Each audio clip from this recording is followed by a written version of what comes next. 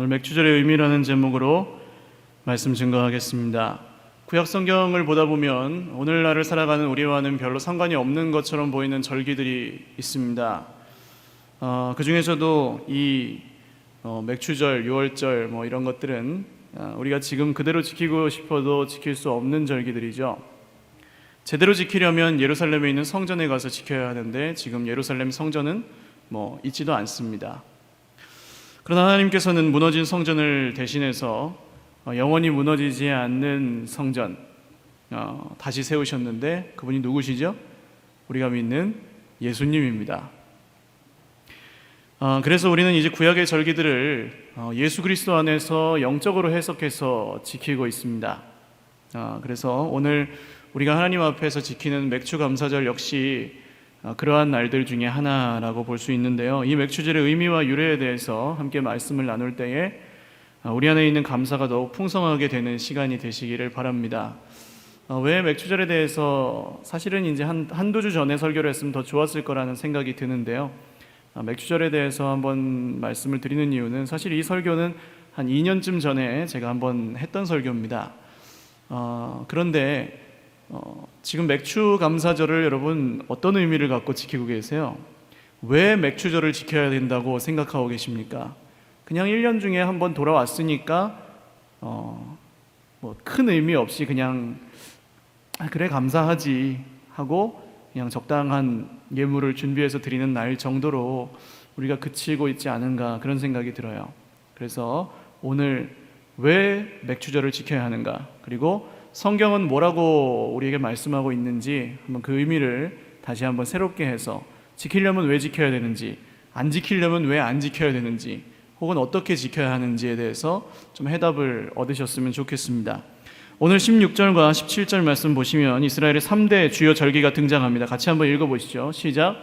너희 가운데 모든 남자는 1년에 3번 곧 무교절과 칠칠절과 초막절에 내 하나님 여호와께서 택하신 곳에서 여호와를 배웁되 빈손으로 여호와를 배웁지 말고 각 사람이 내 하나님 여호와께서 주신 복을 따라 그 힘대로 드릴지니라. 아멘. 자, 세 가지 절기 무엇입니까? 무교절과 칠칠절과 초막절입니다. 그 중에서 칠칠절이라고 부르는 이 절기의 다른 이름이 오늘 우리가 지키는 맥주절입니다. 넌센스 퀴즈를 하나 드리죠. 그럼 성경에서 손이 3개인 사람이 누군지 아십니까? 역시 찬양대가 다르군요. 삼손이죠. 네, 썰렁해서 죄송합니다. 우리가 맥주 감사절에 바라보아야 할 3가지 손이 있습니다. 첫 번째는 하나님을 향한 우리의 손입니다. 맥주절은 초실절이라는 절기로부터 시작되는 절기인데요. 초실절은 처음 수확한 곡물을 거둘 때에 지켰던 절기입니다. 감사함으로 땅을 주시고 수확을 주신 하나님께 제사하는 그런 절기였죠. 이 절기의 특징은 추수한 곡식을 하나님께 드리기 전에는 먼저 손을 대지 않았다는 것입니다. 전에 언젠가 하나님 앞에서 구별하여 드리기 전에는 소득에 먼저 손을 대지 않는 가정이 있다는 이야기를 들었는데 굉장히 귀한 것 같습니다. 사랑하는 여러분, 오늘 하나님의 말씀은 우리가 마음으로 지키는 것이죠.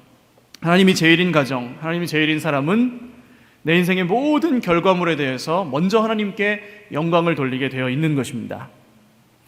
신약 성경에 보시면 제가 여러 번 드린 말씀이긴 한데요, 로마의 세금을 내는 문제로 유대인들이 예수님에게 시비를 걸러 온 적이 있습니다. 그래서 이제 로마 동전을 가지고 와서 들이밀면서 로마에다가 세금을 내는 것이 맞습니까? 틀립니까? 라고 예수님에게 물었어요. 그런데 이 로마 동전에는 그 당시에 어떤 통치하고 있는 황제의 얼굴이 새겨져 있었습니다. 예수님은 사실 이 질문에 어떻게도 대답할 수 없는 상황이었어요. 왜냐하면 로마의 세금을 내야 된다라고 말하면 어떻게 하나님께 드려야 될 것들을 로마에 바칠 수가 있느냐 하며 신성모독이로다 할 것이고, 세금을 내지 말아야 된다고 하면 어떻게 하겠어요? 로마에 대한 반역이다 그렇게 얘기하지 않겠어요? 그러니까 어떻게 대답을 해도 함정에 빠질 수밖에 없는 그런 질문이었는데 예수님이 굉장히 지혜롭게 대답을 하시죠. 어떻게 대답하셨습니까? 한번 읽어보시죠. 가이사의 것은 가이사에게, 하나님의 것은 하나님에게 드려라. 가이사, 황제의 얼굴이 새겨진 이 돈은 황제에게 내고 하나님의 것, 하나님의 형상이 새겨진 너희의 인생은 하나님에게 드려라 라고 말씀하신 것입니다. 가이사의 것은 돈이고요. 돈은 세금 내는 데도 쓰이고 우리가 먹고 사는 데도 쓰이니까 그렇게 쓰라는 것입니다. 그러나 그보다 더 큰 우리의 인생을 하나님께 드리라는 말씀을 하신 것이죠. 우리가 드리는 헌금은 여러분 그냥 단순한 돈이 아닙니다. 우리가 하나님께 드리는 신앙의 고백입니다. 할렐루야. 어떤 신앙입니까? 하나님, 우리는 이 가이사의 형상이 새겨진 돈, 세상의 가치에 지배당하지 않습니다. 할렐루야. 우리는 하나님의 형상으로 창조되었고 하나님께 다스림을 받는 인생입니다. 할렐루야. 이 고백이 우리가 드리는 예물에 담겨 있다고 하는 것이죠. 그러니까 돈의 지배를 받지 않아야 돈을 하나님께 낼 수 있을 거 아닙니까? 오늘 우리는 하나님 앞에서 우리의 손을 먼저 점검해 보아야 할 것입니다. 우리는 가이사의 형상인 돈을 드리는 사람들이 아니라 하나님의 형상인 우리의 인생을 드리는 존재들인 줄로 믿습니다. 태초부터 지금까지 하나님은 우리의 돈이 아니라 우리의 인생에 더 관심이 많으시다는 것이죠. 사랑하는 여러분, 돈이 큽니까? 인생이 큽니까? 돈보다 더 큰 인생을 날마다 하나님께 드리며 사는 저와 여러분 되시기를 주님의 이름으로 축원을 드립니다. 두 번째로 바라봐야 될 손은 이웃을 향한 우리의 손이에요. 초실절로부터 7 안식일이 지난 후에 이 맥추절을 지켰습니다. 근데 77절이라는 이름이 여기서 나온 거예요. 구구단 다 아시죠? 77에 49죠. 그래서 49일이 지난 후에 맥추절을 지켰습니다. 그래서 77절이에요. 보통 이 시기는 밀을 수확하는 시기였기 때문에 역시 양식을 주신 하나님께 감사하는 그런 절기였습니다. 맥추절의 특징은요, 그러니까 뭐 추수할 때 늘 마찬가지지만 밭에 있는 곡식을 다 거두면 안 된다는 것이었습니다. 왜냐하면 누가 먹어요? 그걸 거두지 않고 남겨놓으면 나그네들, 과부들, 고아들, 사회적 약자들이 이런 것들을 먹을 수 있도록 네 밭에 있는 곡식이라고 다 거두지 말고 남겨두어라 하는 것이 하나님의 명령이었죠. 그래서 오늘 말씀 11절과 14절에 보시면 이런 사회적인 약자들과 함께 너와 내 가족만 즐거워하지 말고 레위인과 나그네와 종들과 과부들과 고아들과 함께 이 절기를 즐거워하라, 그런 말씀이 나옵니다. 오늘 맥추절의 중요한 또 한 가지 의미는 바로 이것입니다. 내게 주신 양식을 감사하는 데서 그치는 것이 아니라, 내게 주신 은혜를 감사하는 데서 그치는 것이 아니라 그 은혜를 다른 모자란 손길들, 다른 부족한 분들과 함께 나누는 날이 사실은 이 맥주 감사절이었다고 하는 것입니다. 오늘날 우리나라뿐만이 아니라 세계 곳곳에 도움을 요청하는 손길들이 많습니다. 가까이 있는 북한에도 있고요. 우리나라 안에도 많죠. 사실 우리가 돕지 않아도 그분들을 돕는 분들이 많습니다. 하나님도 공중의 새를 먹이시고 들의 풀들을 입히시듯이 그 사람들을 그냥 내버려 두지 않으실 것입니다. 그러나 하나님께서 그분들을 돕기 원하시는데 누구를 통해서 도우세요? 부족한 우리의 손길을 통해서 도우신다는 것이죠. 우리는 보통 하나님이 좀 여유를 주시면 그 여유를 갖고 도울 생각을 많이 합니다만, 여유가 생긴 다음에 도우려고 한다면 여러분 언제 우리 인생에 여유가 생기겠어요? 오늘 즉시 작은 섬김이라도 양말 한 켤레, 단돈 1,000원 충분히 우리가 남을 도울 수 있는 돈이 아니겠습니까? 어려운 분들과 식사 한 끼, 차 한잔 하는 건 역시 마찬가지고요. 여러분 요새 커피값이 얼마예요? 커피숍에 가면은 한 4,000원에서 6,000원, 7,000원 가까이 줘야 커피 한 잔을 마실 수 있는데, 그 커피 한 잔 안 사 마시고 믹스커피 한 번 먹으면서 그 돈을 누군가를 섬기는 데 쓰신다면, 한 달에 한 번이라도 그렇게 하신다면 분명히 이 세상이 달라질 거라는 생각이 듭니다. 더 구체적인 공동체적인 부분은 조금 이따가도 말씀을 드리겠지만 우리가 단계적으로 또 세워나갈 것입니다. 맥주감사절을 맞아서 이웃을 향한 우리의 손을 점검하시고 많은 재물을 가진 후에 도울 생각하지 마시고 지금 당장 시작하실 수 있기를 바랍니다. 눈을 들어서 이제 살펴보시면 많이 있습니다. 정말 많아요.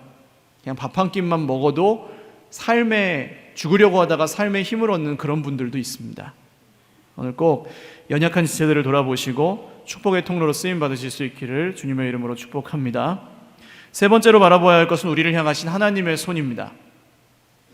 오늘 말씀에 나오는 세 가지 절기, 무교절과 칠칠절과 초막절인데요. 이 외에 이 절기들이 구약의 3대 절기가 되었는지 신약 성경과 연결해서 보면 좀 더 명확하게 보실 수가 있습니다. 무교절은 먼저 유월절과 짝을 이루는 절기입니다. 애굽에서 이스라엘 백성들이 탈출할 때 10가지 재앙이 있었던 것을 아시죠?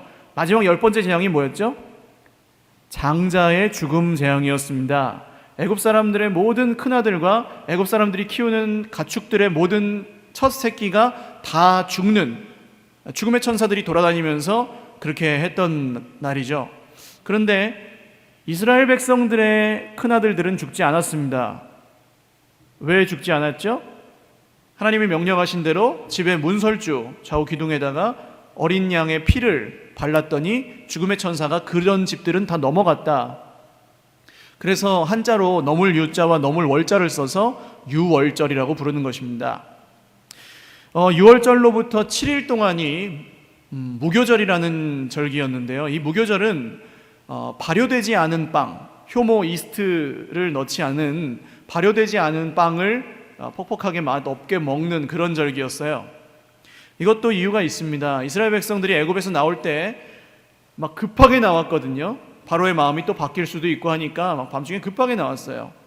그러다 보니까 이 제대로 양식을 준비해서 나오지를 못했던 것입니다. 그래서 이 발효되지 않은 빵 반죽만 갖고 나와서 먹으면서 광야길을 걸었는데, 광야길을 걷다 보니 뭐 양식이 떨어졌겠죠? 그랬더니 하늘에서 뭐가 내려왔어요? 만나가 내려왔죠. 이 하나님의 구원을 기념하는 절기가 유월절과 무교절이라는 절기입니다. 그런데 신약 성경은 예수님을 어떤 어린 양이라고 해요? 유월절 어린 양이라고 이야기하죠. 그래서 예수님께서 제자들과 함께 최후의 만찬을 나누셨던 날이 유월절이었습니다. 그리고 그 유월절 절기에 예수님은 흠없는 하나님의 어린 양이 되셔서 우리의 모든 죄와 사망의 그 모든 권세로 죽어있던 우리를 살리시려고 십자가에 죽으시고 부활하셨습니다. 이것을 이제 기억하는, 그러니까 무교절은 예수님의 십자가를 상징하는 절기라고 보시면 되겠습니다. 예수님께서 이렇게 중요한 절기인데 우리가 현재 이 절기를 지키지 않는 이유는 뭘까요? 맥추절은 지키는데 왜 유월절 무교절은 지키지 않을까요? 그 이유는 우리가 받은 구원의 은혜와 매주 드리는 주일 예배에 이 유월절 무교절의 의미가 충분히 담겨 있기 때문에 그렇습니다. 그러니까 신약적으로 재해석해서 지키는 것이지 유월절을 지키지 않는다라고 생각할 수 없다는 것이죠. 두 번째는 우리가 지키는 맥추절인데요. 맥추절의 또 다른 이름이 칠칠절이라고 말씀드렸습니다. 그런데 또 다른 이름이 있는데요. 이 칠칠절의 다른 이름은 오순절이에요. 49 다음이 뭐죠? 50입니다. 순이 10이라는 뜻이라서요. 오순해서 50일째 되는 날을 오순절로 지키는 것이죠. 오순절 하면 근데 뭐가 생각나세요? 사도행전에 마가의 다락방에 임하셨던 성령의 역사, 그날이 오순절이었죠. 그래서 이 맥추절은, 오순절은 지금도 우리와 함께 하시는 성령의 역사를 기념하고 기억하고 감사하는 그런 절기이기도 한 것입니다. 마지막 초막절이라는 절기가 남았죠. 초막절은 이스라엘 달력으로 7월달, 이스라엘은 7월이 정월이에요. 그래서 7월 1일이 1월 1일이 새해예요. 그래서 7월 달에 지키는 절기였는데 나팔절과 속죄일이라는 절기와 함께 지키는 절기였습니다. 애굽에서 나와서 이 사람들이 집이 없잖아요, 광야에서. 그러니까 뭘 치고 살았습니까? 초막을 치고 살았거든요. 그것을 기념하는 절기입니다.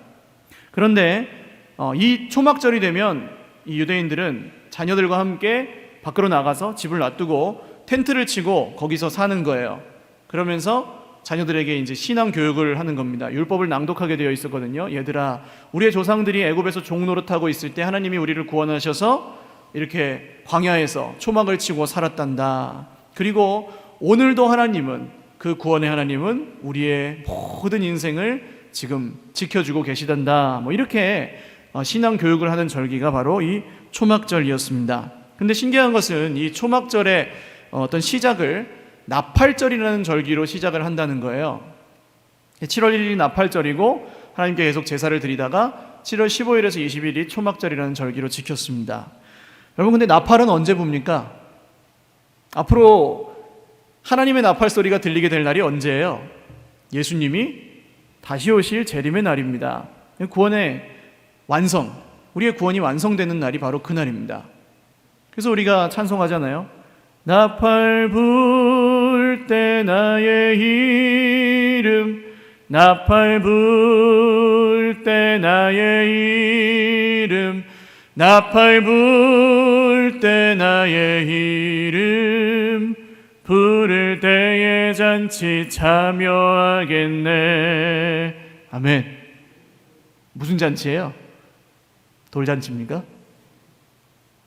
하나님 나라의 잔치예요.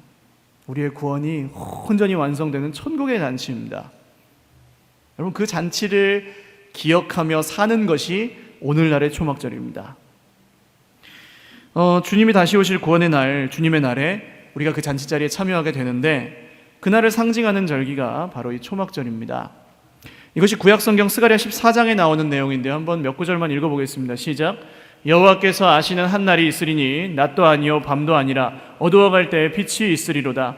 그날에 생수가 예루살렘에서 솟아나서 절반은 동해로 절반은 서해로 흐를 것이라. 여름에도 겨울에도 그러하리라. 여호와께서 천하의 왕이 되시리니 그날에는 여호와께서 홀로 한 분이실 것이요 그 이름이 홀로 하나이실 것이라. 예루살렘을 치러 왔던 이방 나라들 중에 남은 자가 해마다 올라와서 그 왕 만군의 여호와께 경배하며 초막절을 지킬 것이라. 아멘. 이 말씀은 요한복음에서 하신 예수님의 말씀과 연결됩니다. 또 읽어보시죠. 시작. 유대인의 명절인 초막절이 가까운지라. 명절 끝날 곧 큰 날에 예수께서 서서 외쳐 이르시되 누구든지 목마르거든 내게로 와서 마시라. 나를 믿는 자는 성경의 이름과 같이 그 배에서 생수의 강이 흘러나오리라 하시니 이는 그를 믿는 자들이 받을 성령을 가리켜 말씀하신 것이라. 아멘. 아까 스가랴 말씀에서 나왔던 예루살렘에서 생수가 동과 서로 흐른다는 말씀이 예수님으로 인해서 시작이 되었고 성령이 그 일을 지금도 하고 계시다는 것입니다. 이 말씀은 종말에 관한 예수님의 말씀으로 연결이 되는데요. 마태복음 24장 말씀 한번 읽어보시죠. 그날 환란 후에 즉시 해가 어두워지며 달이 빛을 내지 아니하며 별들이 하늘에서 떨어지며 하늘의 권능들이 흔들리리라. 그때 인자의 징조가 하늘에서 보이겠고 그때 땅의 모든 족속들이 통곡하며 그들이 인자가 구름을 타고 능력과 큰 영광으로 오는 것을 보리라. 그가 큰 나팔 소리와 함께 천사들을 보내리니 그들이 그의 택하신 자들을 하늘 이 끝에서 저 끝까지 사방에서 모으리라. 아멘. 정리하면요, 예수님의 오심과 함께 말세가 시작된 것입니다. 구원의 때, 하나님의 날이 이미 시작되어서 지금 계속되고 있는 것이죠. 그리고 이 말세는 언제 맞춰요? 말세에 나팔 불 때, 예수님이 다시 오실 때 완성되게 되는 것이죠. 우리는 그 사이를, 말세를 살아가고 있는 하나님의 백성들입니다. 그 후에는 온전한 천국, 손으로 짓지 않은 장막집이 예비되어 있는 저 천국에서 우리가 다 함께 살게 될 텐데요. 그러나 이 말세 기간 동안에 우리는 어디 살고 있습니까? 땅에 있는 손으로 지은 장막집에 살고 있다는 것이죠. 지금 땅 위에 있는 이 장막집인 우리 육체가 무너질지라도 저 영광스러운 손으로 짓지 않은 하늘의 장막집이 예비되어 있음을 믿고 살아가는 삶이 바로 오늘날의 초막절입니다. 그래서 초막절의 첫날과 7일이 지난 8일에는 안식하게 되어 있었습니다. 안식일이 아니어도 쉬어야 돼요. 왜 쉽니까? 세상의 일을 멈추고 하나님이 하실 일을 기대하며 하나님이 하시는 일을 온전히 신뢰하며 이 정말 답답하고 공허하고 어렵고 힘든 세상에서도 하나님이 베푸실 그 구원을 바라보는 것, 그것이 이 초막절의 어떤 신약적인 의미라고 할 수가 있겠습니다. 그래서 정리하면 초막절의 의미는 주를 믿는 성도인 우리가 평생에 드리고 살아가야 할 종말론적인 예배와 삶에 이미 그 절기의 의미가 담겨 있기 때문에 우리가 특별히 초막절이라고 해서 지키지 않는다는 것이죠. 짧은 시간이었지만 세 절기를 다 설명드렸는데요. 정리하면 이 절기들은 누가 하신 일을 기억하는 날입니까? 하나님이 하신 일을 기억하는 날입니다. 할렐루야. 우리가 헌금을 드리며 하나님께 감사를 드리는 날이라기보다는 먼저 뭐에 감사하는지를 알아야 된다는 거예요. 하나님이 우리에게 베푸신 그 구원에 감사하는 날이라는 것입니다. 답답하고 어려운 세상 속에서 여러분 마음이 무너지고 정말 세상을 보아도 정치를 보아도 사회 문화를 보아도 교육을 보아도 정말 답이 안 나오는 이 시대를 우리가 살아가고 있는데요.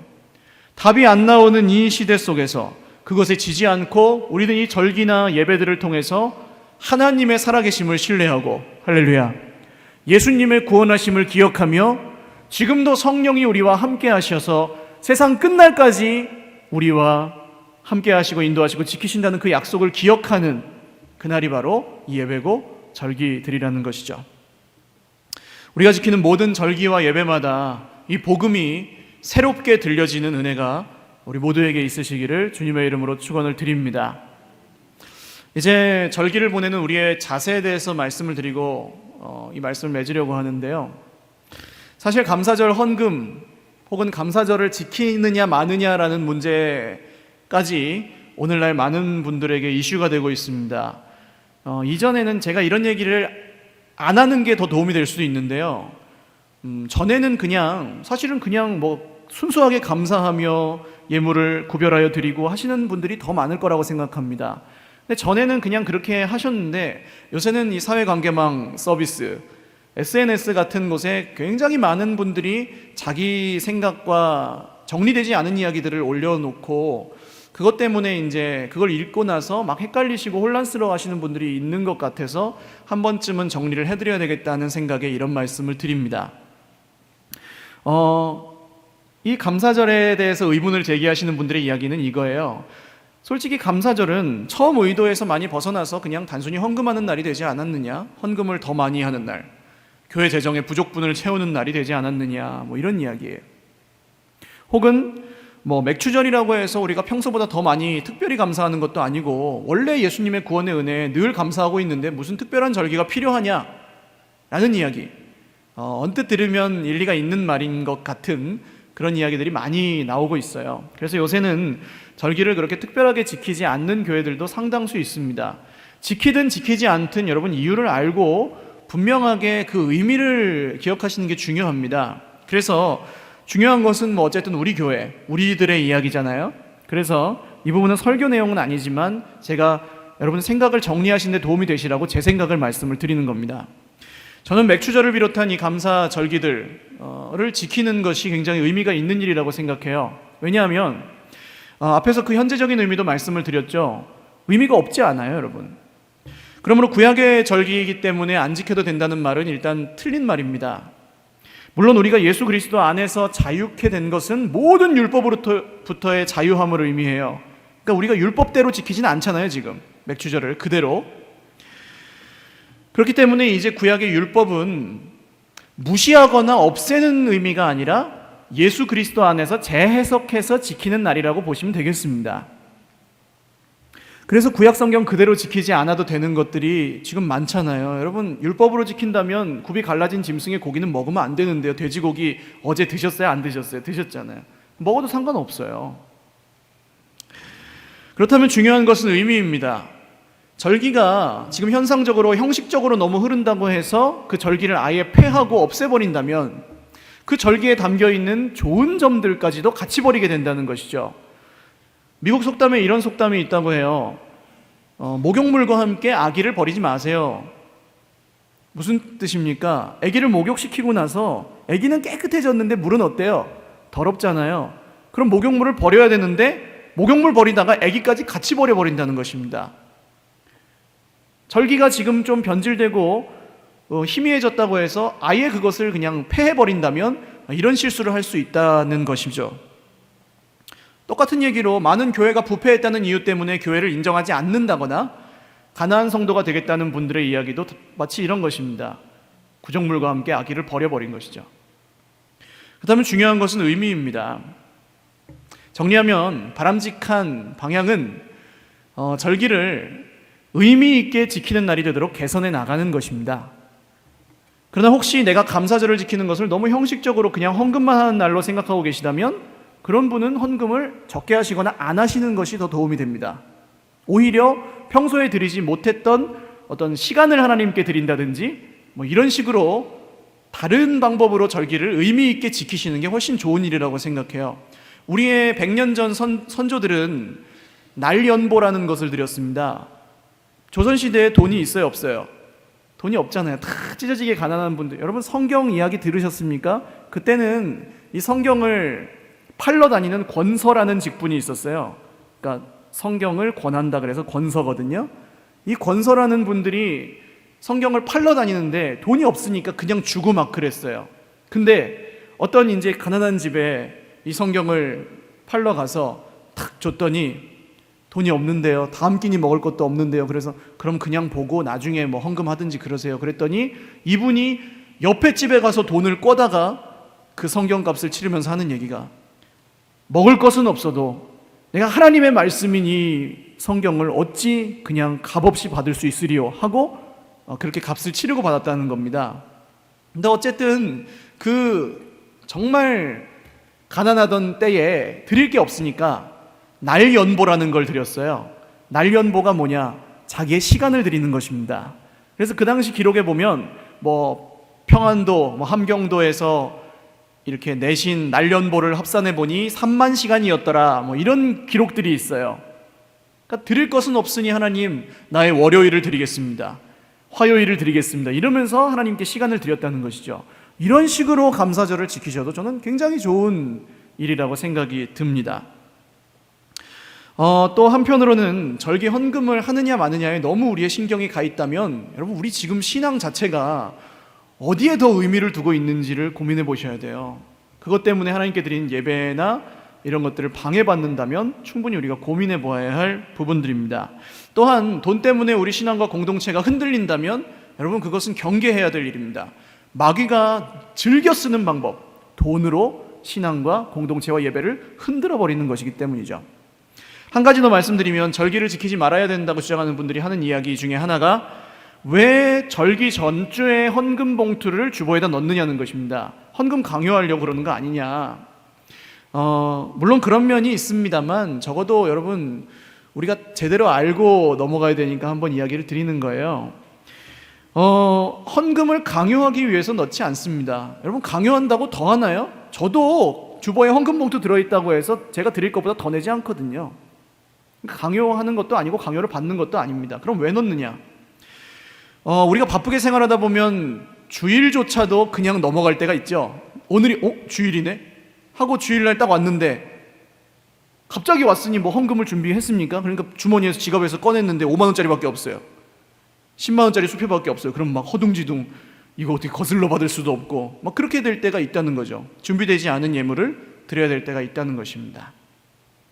그것을 피하기 위해서 여러분 실제로 부활절이나 맥주 감사절이나 이런 것들을 달력에 탁 표시해 놓고 막 세고 계시다가 헌금을 준비하고 예배를 드리시는 그런 분도 계시겠지만 대부분은 안 그러실 거라고 생각해요. 그냥 1년에 한 번 그날이 돌아오면 오늘 그날이구나 하고 지키시죠. 그러니까 미리 주보에도 광고를 드리고 봉투도 준비하셔서 충분히 헌금을 준비하고 기도 제목도 생각해 보시고 적어 보시고 하실 수 있도록 그렇게 알려드리는 의미로 예비하는 것입니다. 물론 모든 분들이 다 그냥 그렇게 알아서 지키실 수 있으면 괜찮은데 잊어버리고 못 지키시는 분이 있으니까 이렇게 하는 거예요.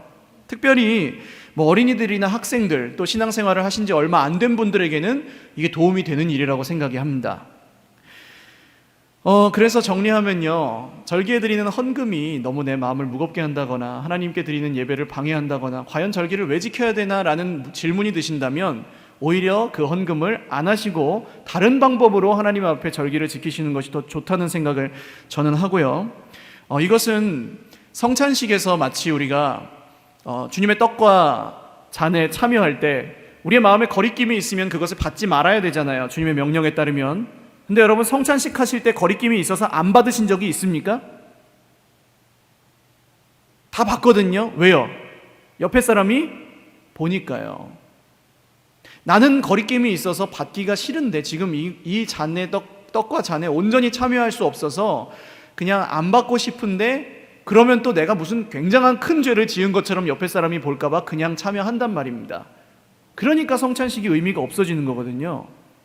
여러분 그럴 때는 그냥 안 받으시는 게 더 좋은 거예요. 더 은혜 받는 거예요. 그때 그것을 그냥 하나님 앞에서 하시면 된다는 것입니다. 감사절 헌금도 똑같아요. 내가 드렸나 안 드렸나를 체크하려고 드리는 게 아니라 누구 사람에게 검사받는 게 아니라 하나님 앞에서 충분한 내 마음의 최대한을 드리면 되는 것이죠. 오늘 17절 말씀이 우리에게 위로와 기쁨이 될 것 같은데요. 한번 같이 읽어보겠습니다. 각 사람이 내 하나님 여호와께서 주신 복을 따라 그 힘대로 드릴지니라. 아멘. 정말 주님께서 주신 복을 따라서 드린다고 한다면 여러분, 우리가 주일마다 나만 아겠습니까? 집을 팔아갖고 온다고 해서 우리가 받은 구원을 다 갚을 수 있나요? 없습니다. 그래서 하나님께서는 오늘 우리의 마음의 중심을 드리라고 하시는 거예요. 빈손으로 나오지 말라는 말씀과 동시에 너희의 힘을 헤아려서 드릴지니라. 그 힘대로 드릴지니라. 할렐루야. 그러니까 여러분, 절대로 헌금의 액수가 적다고 해서 부끄러워하지 마시기를 주님의 이름으로 간절히 부탁을 드립니다. 헌금의 액수가 적어서 나는 교회에 도움이 안 되는 사람이다, 이런 생각은요 완전히 잘못된 생각이에요. 헌금의 액수를 절대로 하나님 보시지 않습니다. 할렐루야. 이거 확실히 아셔야 돼요. 헌금의 액수가 중요한 게 아닙니다. 우리의 마음이 주님께 드려지지 않는다면 하나님은 천천의 수양과 만만의 강수 같은 기름을 드려봐라, 내가 그걸 받나? 분명히 성경에 말씀하셨잖아요. 그래서 여러분, 오늘 힘을 다하여 여러분 수고하고 계신 줄로 믿습니다. 그 섬김과 그 모든 드림이 그냥 절기가 되어서 봉투가 나오니까 그냥 기계적으로 헌금하는 날이 아니고, 주일이 돌아왔으니까 그냥 적선하듯이 내는 그런 것이 아니라 정말 하나님께 내 신앙 고백과 감사를 기쁨으로 늘 내 힘대로 올려드리는 그런 자유롭고 행복한 드림이 이 절기마다 예배마다 저 여러분의 삶 가운데 넘치시기를 주님의 이름으로 축원을 드립니다. 같이 찬양하고 기도할 텐데요. 감사 찬양 할 수 있는데 오늘 주님의 은혜에 좀 더 깊이 젖어드셨으면 좋겠습니다. 그래서 우리 주님이 나를 구원하신 그 은혜, 구약의 3대 절기가 지금도 의미 없는 날이 아니라 정말 우리에게 다시 한번 그날을 기억하고 하나님의 그 능하신 손, 지금도 우리와 함께 하신 하나님의 손을 기억하는 날이라는 것을 확실히 믿으며 기도하는 마음으로 고백하셨으면 좋겠습니다. 찬양 드릴게요.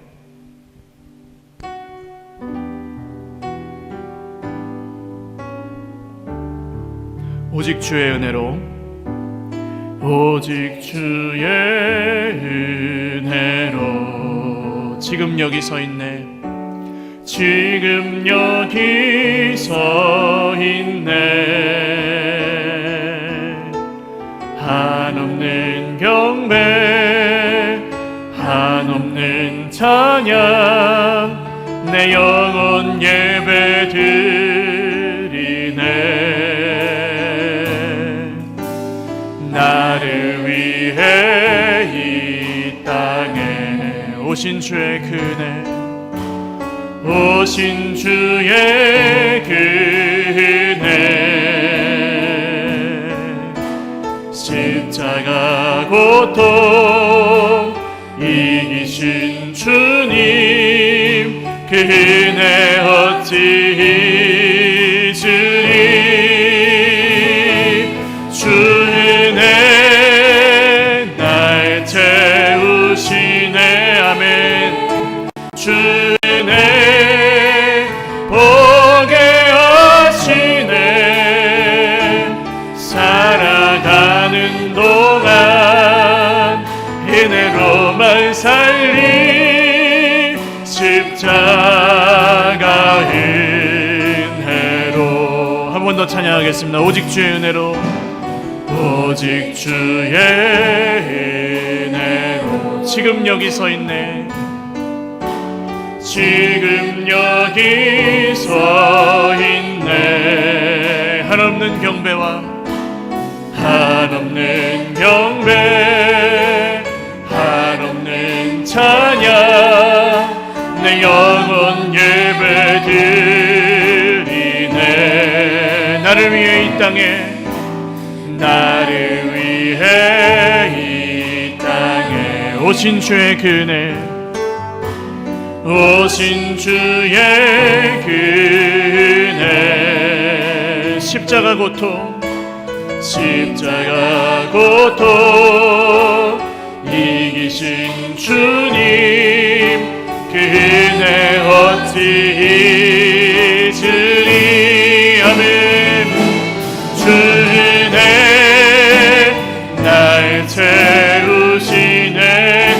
보게 하시네.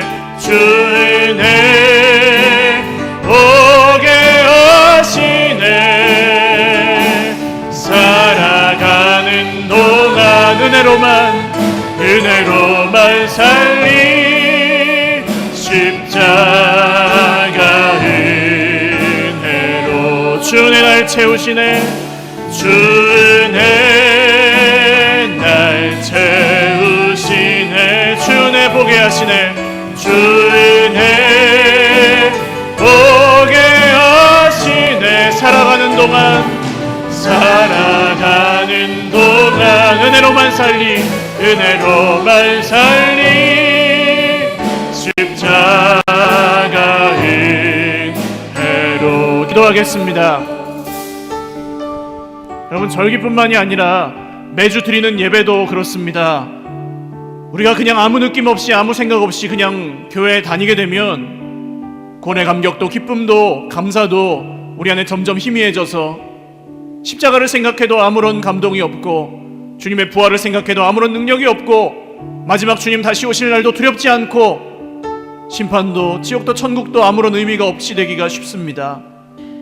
하나님, 오늘 이 절기를 맞아 우리의 마음의 중심이 다시 한번 하나님을 향하게 하여 주옵소서.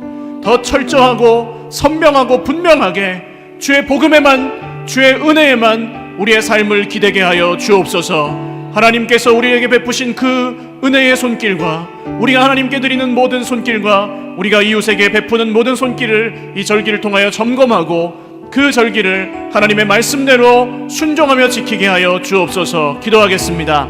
하나님 아버지, 감사합니다. 이 절기를 맞아서 주님께서 우리에게 주신 그 은혜를 세어봅니다.